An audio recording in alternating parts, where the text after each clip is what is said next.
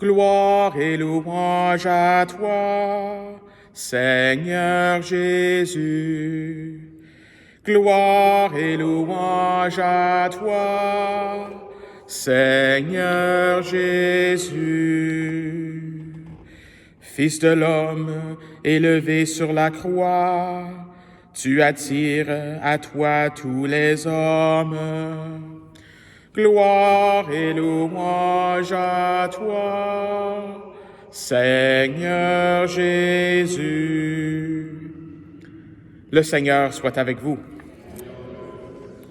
Évangile de Jésus-Christ selon saint Jean. En ce temps-là, Jésus disait aux pharisiens, « Je m'en vais, vous me chercherez, et vous mourrez dans votre péché.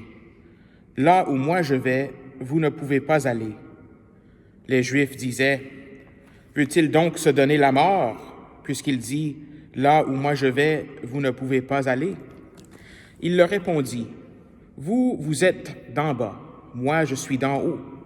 Vous, vous êtes de ce monde, moi je ne suis pas de ce monde. C'est pourquoi je vous ai dit que vous mourrez dans vos péchés. En effet, si vous ne croyez pas que moi, je suis, vous mourrez dans vos péchés. » Alors, il lui demandait, « Toi, qui es-tu? » Jésus leur répondit, « Je n'ai pas cessé de vous le dire. À votre sujet, j'ai beaucoup à dire et à juger. D'ailleurs, celui qui m'a envoyé dit la vérité, et ce que j'ai entendu de lui, je le dis pour le monde. » Ils ne comprirent pas qu'il leur parlait du Père. Jésus leur déclara, « Quand vous aurez élevé le Fils de l'homme, alors vous comprendrez que moi, je suis, et que je ne fais rien de moi-même. Ce que je dis là, je le dis comme le Père me l'a enseigné. Celui qui m'a envoyé est avec moi. Il ne m'a pas laissé seul, parce que je fais toujours ce qui lui est agréable. » Sur ces paroles de Jésus, beaucoup crurent en lui. Acclamons la parole de Dieu.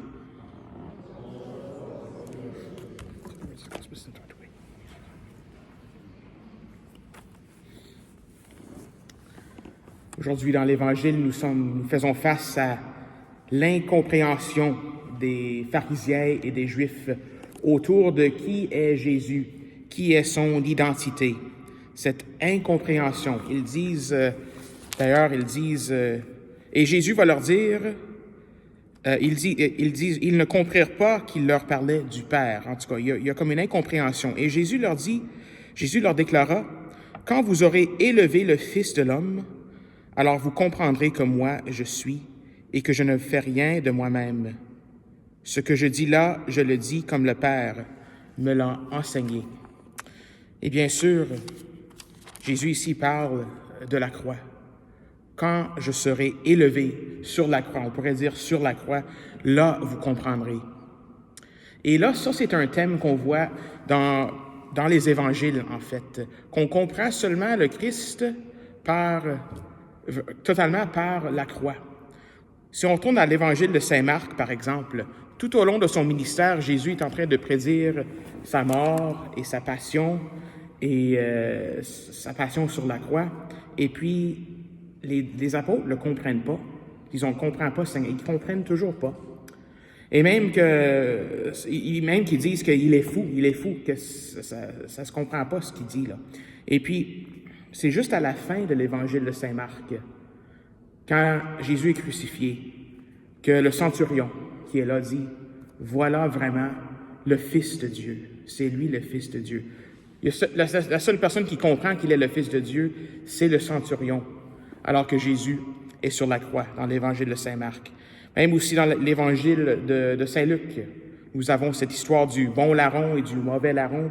Donc le bon larron, c'est lui qui dit, « Seigneur, souviens-toi de moi quand tu entreras dans ton royaume. » Le bon larron lui comprend qu'il est le Fils de Dieu, qu'il est le Sauveur, qu'il est Seigneur, quand il le voit sur la croix.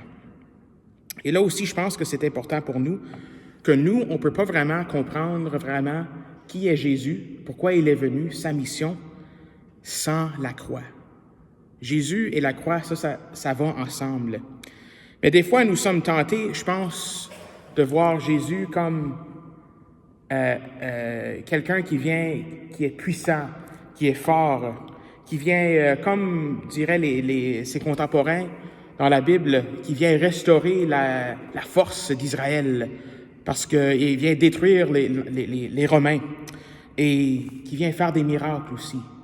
Donc, on essaie de voir qu'est-ce qui est flashy avec Jésus des fois, qu'est-ce qui est comme vraiment puissant. Et on oublie des fois, comme nous dit l'Évangile d'aujourd'hui, qu'on le comprend seulement avec sa croix. Jésus s'identifie plutôt avec ceux qui sont souffrants, ceux qui sont malades, ceux qui sont pauvres, les démunis. Et ça me rappelle aujourd'hui, j'ai fait un stage dans un hôpital à un moment donné, dans mon séminaire. C'était un programme spécial qu'on appelait Clinical Pastoral Education. Donc, c'est l'éducation pastorale en clinique. Donc, je travaillais dans un hôpital, j'allais voir des gens dans l'urgence, j'allais voir des gens qui se préparaient pour des opérations pour leur cœur, etc., où est-ce que j'étais. Et puis, c'était tout un été où est-ce qu'on faisait ça.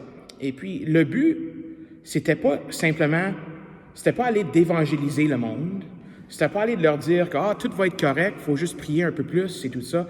En fait, on était découragés de dire ces choses-là à l'hôpital, parce qu'on ne sait pas vraiment. Et on ne sait pas s'ils vont retourner et être en santé à la fin. On ne sait juste pas. Donc vraiment, le but, c'était pas nécessairement, dans ce programme-là, d'évangéliser, mais c'était d'être présent auprès d'eux. De voir que dans les malades, ils ont une dignité, qu'on marche avec eux. Donc, c'était un programme qui accueillait plusieurs personnes de différentes religions, comme les catholiques, il y avait des orthodoxes, il y avait une anglicane qui était là, il y avait aussi un musulman qui était là. Donc, on était tous en train d'apprendre, peut-être en pratiquant, comment être présent auprès des malades. C'est quelque chose qui est très important, je crois. Mais nous, en termes que catholiques, voir cette dignité-là, nous, on dirait que c'est ces personnes-là, les gens qui sont malades, on peut dire les gens qui sont pauvres, les démunis, c'est de voir en eux le Christ. Et ça prend les yeux de la foi, je crois. On n'a pas ça automatiquement. De voir dans les pauvres, dans les gens qui sont dans les rues, de voir le Christ. Ça ne vient pas automatiquement. De voir dans les malades que c'est Jésus qui est devant nous, ça ne nous vient pas automatiquement. Et donc, je pense que c'est quelque chose qu'on peut demander aujourd'hui. Si on veut vraiment comprendre le Christ, voir le Christ, c'est d'avoir ses yeux ses yeux de la foi, pour le voir dans la souffrance. Premièrement, dans sa croix, bien sûr, parce que c'est comme ça qu'on va complètement comprendre le Christ, mais le voir aussi dans les pauvres, dans les malades et dans les démunis. Et je pense qu'on pourrait dire, c'est très probable qu'il y en a parmi nous, qu'il y en a autour de nous. Il s'agit juste de voir avec les yeux de la foi, de voir le Christ pour qui il est, qu'il est venu vraiment pour souffrir pour nous. C'est une souffrance rédemptive aussi. Donc, c'est pour ça qu'on peut dire qu'il est dans ces personnes-là, dans ce monde, dans notre monde qui souffre. Alors, c'est la grâce qu'on demande au Seigneur aujourd'hui, de lui comprendre vraiment. Et c'est peut-être la personne qui est à côté de toi, quand on lui voit souffrir, malade, qu'on va vraiment comprendre qui est le Christ.